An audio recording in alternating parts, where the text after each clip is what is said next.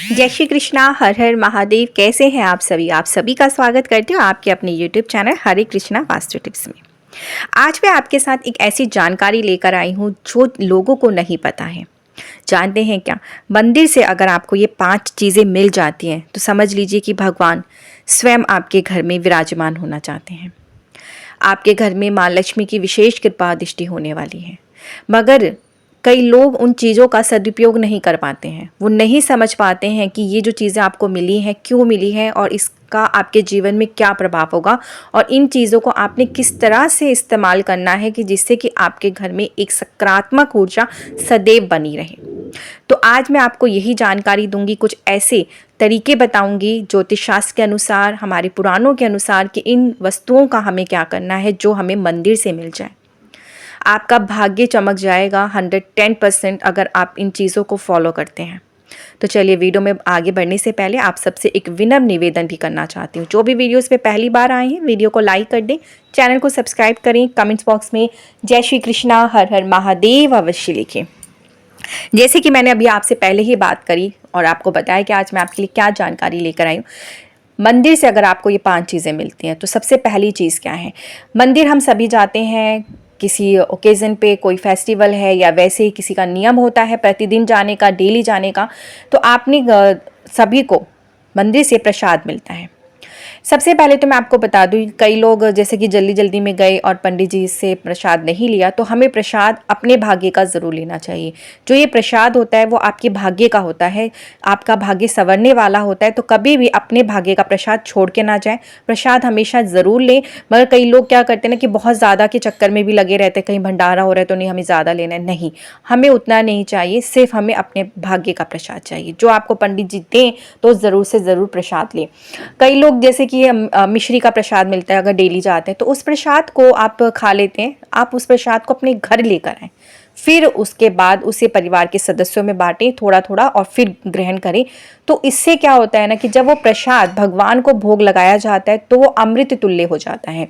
उस अमृत को जगह अगर आप अपने घर लेकर आते हैं, परिवार के सभी सदस्यों को देते हैं और ग्रहण करते हैं, तो आप समझ सकते हैं कि आपका सबसे पहले तो स्वास्थ्य बिल्कुल ठीक रहेगा। दूसरा, आप सभी के परिवार के सदस्यों में जो भी कोई नकारात्मक ऊर्जा होगी प्रतिदिन वाली, वो बिल्कुल दूर हो जाएगी। हमेशा घर में और परिवार के सभी सदस्यों के अंदर पॉजिटिविटी बनी रहेगी। और स्वास्थ्य संबंधी कोई भी समस्या आपके जीवन में ऐसे अचानक नहीं चली आएगी, आपका स्वास्थ्य हमेशा ठीक रहेगा। तो दूसरी चीज़, सबसे पहले आपको बताया कि जो भी प्रसाद मिले उसे ज़रूर से ज़रूर घर लेकर आएँ, परिवार के सदस्य मिल बांट के खाएं। दूसरी चीज़ है, मंदिर जाते हैं तो आपको जल मिलता है। वो जल कितना ज़्यादा महत्वपूर्ण होता है। अगर आप मंदिर जाते हैं, अगर रोज़ डेली जाते हैं, भगवान शिव शंकर पर जल अर्पण करते हैं, तो वहाँ से आप भगवान शिव शंकर के ऊपर जल अर्पण करें, वो जल ज़रूर घर लेके आएँ। और जो पंडित जी आपको जल देते हैं, जो उस जल को भी आप किसी पात्र में लेकर अपने घर आएँ। अगर हाँ किसी कारणवश आप नहीं ऐसा कर पा रहे हैं तो उस जल को ग्रहण करें और अपने पूरे शरीर पर, सर से लेते हुए पूरी बॉडी पे आप उस जल का जो हाथ है उसको लगाएं। इससे क्या है, जो भी आपके शरीर में ऊपरी बलाएं हैं, कोई भी परेशानी है, नकारात्मक ऊर्जा है, जीवन में सफलता प्राप्त नहीं हो पा रही, ऐसी जो समस्याएं होती हैं वो दूर होती हैं। बहुत ही ज़्यादा पवित्र होता है ये जल। ये वो जल होता है कि जो भगवान को समर्पण किया जाता है। और फिर वो जल पंडित जी अगर आपको देते हैं, पंचामृत देते हैं या जल, जैसे कई कई बड़े मंदिरों में होता है जल का छिड़काव करते हैं, वो छिड़काव ज़रूर ले अपने शरीर पर। इससे आपके शरीर की सारी नेगेटिविटी, नकारात्मक ऊर्जा दूर होती है। तीसरा, अगर आपको मंदिर से मिल जाती है चुनरी, जैसे आप कभी किसी माता के मंदिर में जाते हैं, माँ कालिका के मंदिर जाएं या किसी भी बड़े विद्यापीठ, शक्तिपीठ में मंदिर में जाएं, वृंदावन जाते हैं या किसी भी भगवान शिव शंकर के किसी के भी मंदिर में जाए, तो भगवानों के ऊपर एक पटका सा होता है, वो पटका मिल जाए या तो माता रानी की चुनरी उड़ी हुई मिल जाए जो उनके विग्रह को ढकी होती है, और वो अगर आपको चुनरी मिलती है तो आप जानते हैं कि कितना सौभाग्यशाली आपका भाग्य है कि आपको वह चुनरी प्राप्त हुई जो कि भगवान के विग्रह पे उड़ाई गई।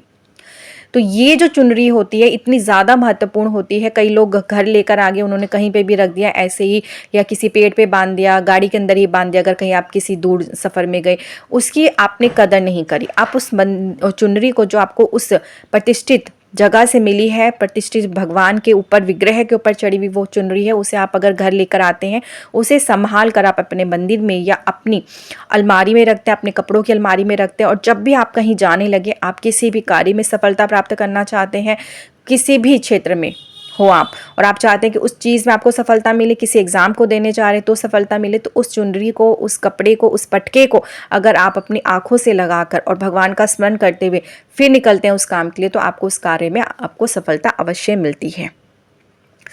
चौथी चीज़, भगवान को पहनाई गई माला। हम जब मंदिरों में जाते हैं तो कई बार पंडित जी भगवान को जो पहनाई हुई माला होती है आपके ही गले में डाल देते हैं। उस माला को घर ज़रूर लेकर आएं, इसलिए कि आप जानते हैं कि हर एक जो भी विद्यापीठ होते हैं, शक्तिपीठ होते हैं, जो भी बहुत बड़े बड़े मंदिर होते हैं, वहाँ पे जो भी भगवानों की मूर्तियाँ होती हैं वो प्रतिष्ठित की जाती हैं, उसमें भगवान साक्षात वास करते हैं, तभी तो हम दर्शन करने के लिए इतनी दूर दूर चले जाते हैं। तो आप जानते हैं कि जब वहाँ पे भगवान की विग्रह पे चढ़ी हुई माला भी, प्रतिष्ठित भगवान के ऊपर चढ़ी हुई जो माला होती है वो भी जागृत हो जाती है, वो भी प्रतिष्ठित हो जाती है, सिद्ध हो जाती है। उस माला को जब पंडित जी आपके गले में डाल देते तो उन्हें सादर पूर्वक आप अपने घर लेकर आएँ। ये नहीं कि आपने पहना उस समय और फिर रास्ते में कहीं छोड़ दिया, उसे ऐसे ना छोड़ते हुए उसे अपने घर लेके आएँ, श्रद्धा पूर्वक उसे लाकर अपने मंदिर में जो भी आपके भगवान हैं, विग्रह हैं, इष्ट देव हैं, उनको आप अर्पण करते हैं। इससे जो शक्ति वहाँ की थी वो आपके अपने घर के मंदिर में जो भी भगवान बैठे हैं उनके अंदर भी वही शक्ति आ जाती है, वो भी प्रतिष्ठित हो जाते हैं। तो इस तरह से उस माला को लाके अपने घर के मंदिर में ज़रूर से ज़रूर रखें, पहनाएं, तो आप देखेंगे कि आपके घर के मंदिर में भी एक अलग से ऊर्जा उत्पन्न होगी जो कि आपके घर के वातावरण को शुद्ध बना के रखेगी, आपके घर में जो भी नज़र आए दोष है उसे दूर करेगी और आपके जीवन में आपको हर प्रकार से सफलता प्रदान होगी। पाँचवीं और आखिरी चीज़, जैसे कि मंदिर में आपको जब फूल मिलते हैं, आपने प्रसाद चढ़ाया या आपको पंडित जी फूल दे देते हैं, तो उन फूलों का आप क्या करते हैं? कई लोग तो ले आते हैं, कई लोग नहीं लेकर आते हैं, तो उन फूल को आप ज़रूर से ज़रूर घर लेके आएँ। और जब घर लेके आएँ तो उस फूल को आप अपने पहले मंदिर में अपने भगवान के समक्ष रखें, उसके बाद इस फूल को आप यूँ ना फेंकें, उसे आप ऐसे भी मत रखें, उससे पहले आप लाल कपड़ा या पीले रंग का कपड़ा लें, उसमें लपेट लें। लपेटने के बाद इसे आप अपने धन रखने के स्थान पे या अपने मंदिर में रख सकते हैं। साथ में जब ये अगर ये सूख जाए तो आप इसे मसल के क्रश करके आप किसी भी गमले में डाल दें, मगर इसका अपमान नहीं करें, इसे संभाल के अपने अलमारी में अगर इस तरह से रखते हैं तो इससे जो धन से जुड़ी हुई समस्या होती है वो सारी दूर होती है, माँ लक्ष्मी की विशेष कृपा होती है और आपके घर में हमेशा सकारात्मक ऊर्जा बनी रहती है। जब आप दर्शन करने के लिए इतनी दूर चले जाते हैं तो वहाँ से मिली हुई कोई भी इन पांचों चीज़ों में से अगर आपको मिले तो उसे श्रद्धापूर्वक अपने घर लेके आए, तभी आपके जो भी दर्शन आपने किए हैं उसका आपको संपूर्ण फल प्राप्त होता है। अगर आपको जानकारी अच्छी लगी तो प्लीज़ ज़्यादा से ज़्यादा शेयर करें, लाइक करें, सब्सक्राइब करें और मुझे आज्ञा दीजिए।